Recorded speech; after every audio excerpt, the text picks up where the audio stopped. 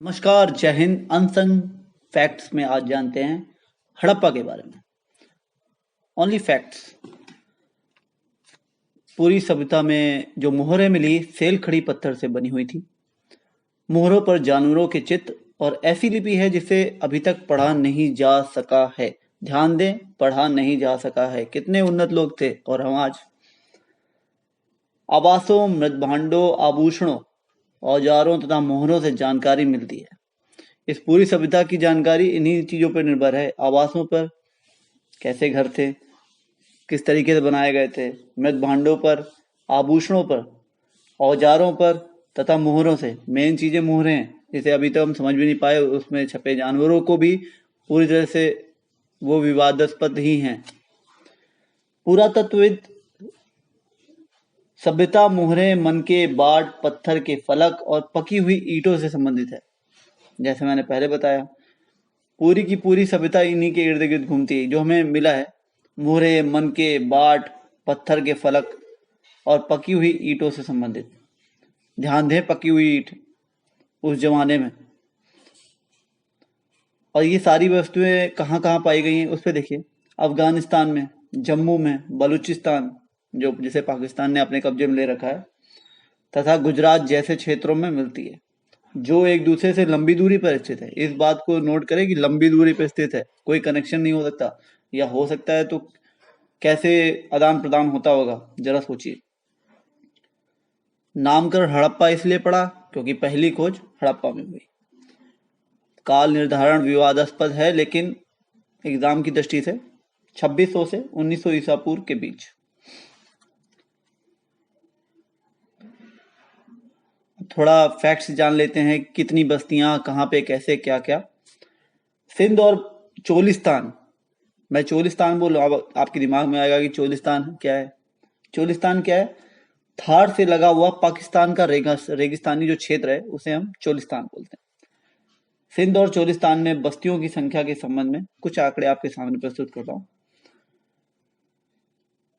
बस्तियों की कुल संख्या सिंध में 106 थी और चोलिस्तान में 239। मतलब चोलिस्तान वो जो थार से लगा हुआ पाकिस्तान का रेगिस्तानी क्षेत्र था, वो उसमें 239 और सिंध में 106। आरंभिक हड़प्पा और विकसित हड़प्पा को थोड़ा समझ लीजिए। आरंभिक हड़प्पा, जब हड़प्पा की बिल्कुल बनने की शुरुआत हुई होगी, मैदवान यूज करते होंगे, हो सकता है कच्ची घर यूज करते थे, कच्ची घरों की कच्ची ईंटों की घर बनाया करते थे, बस्तियां होती थी छोटी छोटी, इतने डेवलप नहीं थे जैसे उन्हें बाद में बन गए पक्की ईंट, टॉयलेट्स, स्नानागार। वो विकसित हड़प्पा में आएगा। आरंभिक में कच्ची ईंट है ये सब। तो आरंभिक हड़प्पा में सिंध में 52 बस्तियां थी और चोलिस्तान में 37। जब मैं बस्तियों की बात कर रहा हूँ तो आप समझ जाइए, बस्तियां वही जैसे अपने आप समझ लो एक रिहायशी इलाका हो गया, बढ़िया बिल्डिंग होती है, और एक बस्ती बोले तो अपने अपने जैसे लोग, मीडियम क्लास फैमिली या बहुत पुअर लोग, वैसी मेंटेन हल्का फुल्का करके रखा हो। तो आरंभिक हड़प्पा में 52 सिंध में और 37 चोलिस्तान में। विकसित हड़प्पा में 65 सिंध में और 136 चोलिस्तान में। और नए स्थलों पर विकसित हड़प्पा बस्तियां, मतलब जो नए स्थल थे, उनमें 43 सिंध में और 132 चोलिस्तान में। और कुछ आरंभिक हड़प्पा स्थल, जैसे अभी मान लो मैं एक रूरल एरिया में रह रहा हूँ, अब मैं थोड़ा पढ़ाई वढ़ाई की और कुछ बन गया, तो उसके बाद मैं कोई कहीं अच्छी जगह जाना चाहूँगा, या मैं कुछ बन नहीं गया उस समय के परिपेक्ष के हिसाब से देखे तो मेरे घर के आसपास कुछ ऐसी चीज आ गई, बाढ़ आ गई, सूखा पड़ गया, पानी की कमी पड़ रही, या कुछ ना कुछ प्राकृतिक आपदा रहती है, लुटेरे आ गए खाने पीने के लिए, जमीन बंजर हो गई, बहुत सारी चीज हो गई, तो मैं उस जगह को छोड़ के अलग जाऊंगा, कुछ अच्छी जगह, उससे अच्छा ऑप्शन चूज करूंगा। तो वही है, त्याग दिए गए आरंभिक हड़प्पा स्थल। सिंध में 29 पाए गए, ये ज्यादा भी हो सकते हैं लेकिन अभी 29 पाए गए, और चोलिस्तान में 33। एक बात ये ध्यान में रखना चाहिए, वही मैंने बोला ना, विकसित हड़प्पा से पहले भी कई संस्कृतियां अस्तित्व में थी, ये हमेशा अपने दिमाग में रखना चाहिए। क्योंकि जरूरी नहीं है एकदम से उनके विचार आया और उन्हें पक्की ईंट बना दी, पक्की ईंट बना के भाई घर रहने लगे। उससे पहले, इसलिए दो नाम है, एक आरंभिक हड़प्पा और एक विकसित हड़प्पा। उनके साक्ष्य क्या क्या मिले भाई? कृषि, पशुपालन भी करते थे, शिल्पकारी के भी साक्ष्य मिलते हैं। बस्तियां आमतौर पर छोटी थी, इनमें बड़े आकार की संरचनाएं लगभग ना के बराबर थी। जैसे बताया ना, बस्तियां जो थी, मान लो वहां का रूरल एरिया, कुछ स्थलों पर तो बड़े पैमाने पर इलाकों में, हाँ, कुछ स्थलों में इलाकों में जले होने के संकेत मिले हुए हैं और उन्हें त्याग देने के भी संकेत मिले हैं। हो सकता है कि अटैक किया हो, कि भाई ह्यूमन नेचर है, हमेशा आगे बढ़ते रहना चाहता है, बाय हुक बाय क्रुक। अनाज के दानों में गेहूं, जौ, दाल, सफेद चना तथा तिल भी शामिल है। 3000 साल, आज से मतलब 5000 साल पहले ये सब। बाजरे के दाने गुजरात के स्थलों से प्राप्त हुए हैं। चावल इन सब की अपेक्षा कम पाया गया है। हाँ, शायद इसलिए क्योंकि चावल के लिए पानी की ज्यादा जरूरत है, बरसात की ज्यादा जरूरत है, शायद इसलिए भी ये रीजन हो सकता है कि चावल अपेक्षाकृत कम है। मवेशियों में, मतलब ये पालते क्या थे, उसमें भेड़ भी, बकरी की हड्डी मिली है, भैंस भी मिला है, सूअर की हड्डियां मिली हैं मवेशियों के हिसाब से।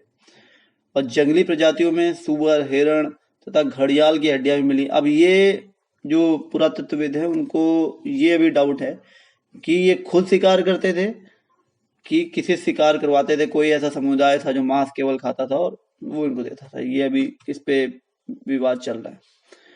मछली तथा पक्षियों की हड्डियां भी मिली हैं। मोहरों से बैल की जानकारी का, अब हम थोड़ा कृषि पे आ जाते हैं भाई, कृषि में क्या सीन था उनका।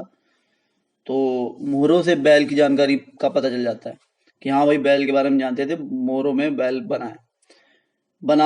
अब बैल, बनावली हरियाणा का जो है अपना, वहां से मिट्टी के बने हल की वो मोहर मिली हुई है, तो पता चल गया भाई हल था। कालीबंगन राजस्थान में जूते हुए खेत का साक्ष्य मिला है। कितनी बड़ी बात है भाई, खेत जोते थे 5000 साल पहले। आरंभिक हड़प्पा का ये, उससे भी और पहले होगा ये। इन और देखिए, बढ़िया बात ये है, इन खेतों में हल रेखा समकोण पे काटती थी। मतलब एक खेत ऐसा है तो एक साइड, एक हल अगर एक साइड चढ़ा दिया पूरब से पश्चिम, तो एक उत्तर दक्षिण चढ़ा रखा है, मतलब एक साथ दो अलग अलग फसलें उगाई जाती थी। फसलों की कटाई के लिए, अब फसलें उगाई तो उसको काटने के लिए हथियार भी चाहिए। कि प्रयुक्त हथियार जो वे थे, तो अभी दो चीज सोची है कि हो सकता है कि लकड़ी के हत्थों पर पत्थर के फलक लगाए हो। फलक बोले तो एक धारदार चट्टान का हल्का सा ऊपरी भाग काट लिया, तो उसको अगर आप घिस दो तो बढ़िया काटने का हथियार बन जाता है वो। फलकों का प्रयोग किया हो, या धातु के औजारों का प्रयोग करते थे। हम ये यहाँ बिल्कुल नहीं इग्नोर कर सकते कि उनके पास धातु नहीं थी, धातु थी, क्योंकि जो इतनी अच्छी सभ्यता बना सकते हैं, इतने बड़े बड़े पक्की ईंटों की चीजें बना सकते हैं, इमारतें बना सकते हैं, वो कह सकते हैं कि उनके पास खेती भी कर रहे हैं, उन्होंने वन भी काटे, फसल भी उगाए, जानवर भी पाले। वो ऐसे नहीं कि बैल को ही पालना अपने आप में बड़ी बात है, तो हथियार होंगे उनके पास। खेती करी तो हथियार हो सकते हैं, धातु वाले भी हो सकते हैं, और वो उसके साथ हमें साक्ष्य भी मिले हुए हैं। अधिकांश हड़प्पा स्थल जहां संभवतः कृषि की सिंचाई की जरूरत होती होगी। सही है, हड़प्पा स्थल जहां सब अफगानिस्तान। अब सिंचाई वाली बात आ गई कि भाई सिंचाई कैसे करते होंगे, तो नहरें थी, नदियां थी, नहरें भी बनाई होंगी उन्होंने। अफगानिस्तान में सोरतुघई करके एक जगह है, सोरतुघई नामक स्थल है, उसमें नहरों के कुछ अवशेष मिले हैं। पंजाब और सिंध में, एक और ध्यान वाली बात है कि अफगानिस्तान में मिले हैं, लेकिन पंजाब और सिंध में नहीं मिले। और हो सकता है, ऐसा लगता है कि प्राचीन नहरें पहले ही घास से भर गई थी। ऐसा भी हो सकता है कि कुओं से प्राप्त पानी का प्रयोग सिंचाई के लिए किया जाता हो।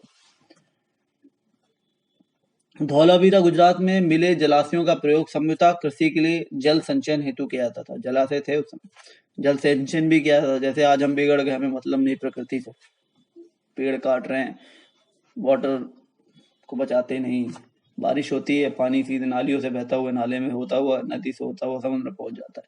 फ्रेश वाटर बचाना चाहिए। अब थोड़ा ये देख लेते हैं कि पूरा वस्तुओं की, जो पुरानी वस्तुएं होती है, उनकी पहचान कैसे की जाती है। अब उदाहरण लेते भोजन से। भोजन तैयार करने की प्रक्रिया में यंत्र तथा उन्हें आपस में मिलाना भाई पड़ेगा, ठीक है। मिश्रण करने तथा पकाने के लिए बर्तनों की आवश्यकता थी। यंत्रों को पत्थर, धातु तथा मिट्टी से बनाया जाता था। हड़प्पा और मोहनजोदड़ो से प्राप्त कुछ उदाहरण मैं आपके सामने देता हूँ। अवतल चक्कियाँ, जैसे चांद होता है ना, तो अवतल, आधा जो चांद होता है अवतल, ऊपर वाला हिस्सा अवतल और नीचे जो है वो उसे उत्तल। तो अवतल चक्कियाँ बड़ी संख्या में मिली है, जो इतनी ज्यादा संख्या में मिली है, ऐसा लगता है एकमात्र साधन वही था। कठोर बनी किस पत्थर से थी? बलुआ पत्थर से बनी थी, कठोर कंकरीले बलुआ पत्थर से वो चक्कियां बनी होती थी। उसके जो तल थे वो उत्तल था, ताकि मिट्टी में, हाँ उत्तल क्यों था? ताकि मिट्टी में जमा कर रख सके।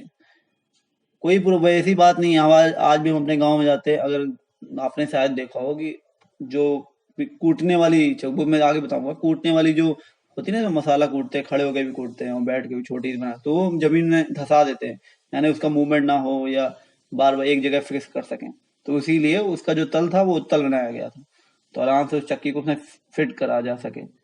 अब इसमें दो तरह की चक्की मिली, जैसे अपने यहाँ एक सिलबट्टा करके बोलते हैं ना, आगे पीछे मूवमेंट कराने वाला, पीसने वाला, वो यहाँ पे भी मिला हुआ। और दूसरी कूटने वाली, जैसे जड़ी बूटी कूटने के लिए, सोचो जड़ी बूटी कूटने के लिए उसका प्रयोग किया था, सोचो वो आयुर्वेद को भी जानते थे, हम आज भूल गए, अंग्रेजी दवा पे भरोसा करने लगे।